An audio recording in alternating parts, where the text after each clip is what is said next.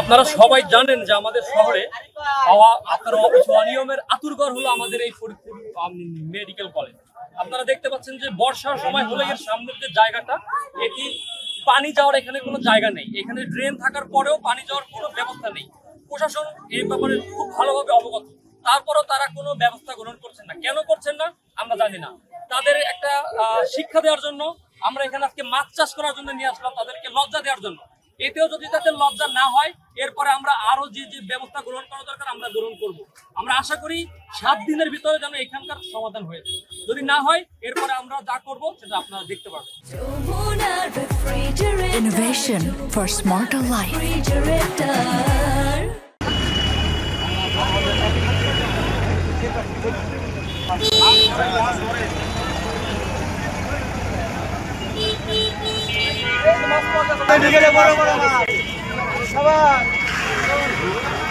পিছাও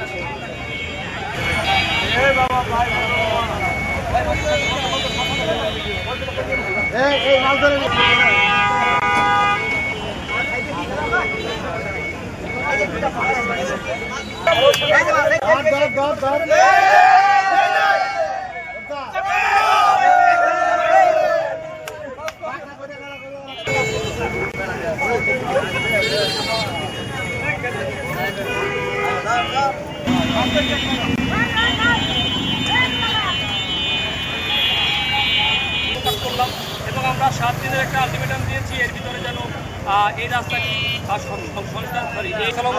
আমরা ফরিদপুরের যুব সমাজ একটা প্রতিবাদমূলক কর্মসূচি এখানে আয়োজন করলাম। এই জলাবদ্ধ স্থানটি সংস্কার করা হয়। আমরা আশা করি 7 দিনের ভিতরে এই ব্যাপারে ব্যবস্থা গ্রহণ করবে।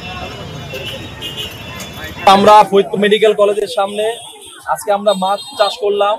আমরা দীর্ঘদিন যাবত ফরিদপুর মেডিকেলকে কর্তৃপক্ষকে জানিয়েছিলাম যে ফরিদপুর মেডিকেলের গেটের সামনে যে জলাবদ্ধতা তৈরি হয়, সেই জলাবদ্ধতার জন্য দ্রুত সমাধান করা হয়, কিন্তু আজও পর্যন্ত কোনো সমাধান করা হয় না। অল্প বৃষ্টি নামলেই এখানে ব্যাপক জলাবদ্ধতা সৃষ্টি হয়। মানুষের হাঁটা চলাফেরা এবং রোগী স্বজনরা সকলেই আসলে আজকে এই ভোগান্তিতে পোহাতে হচ্ছে। আমরা দাবি জানাবো অতি দ্রুত যেন এই জলভোগান্তি যেন তারা নিরসন করে।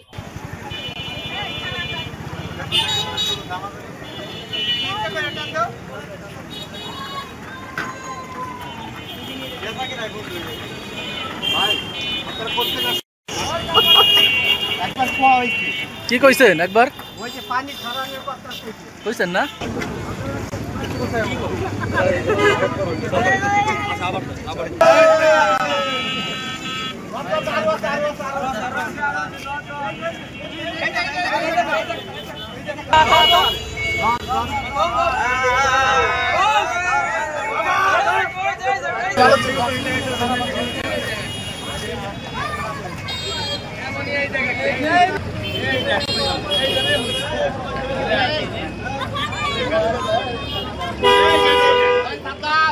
দাদা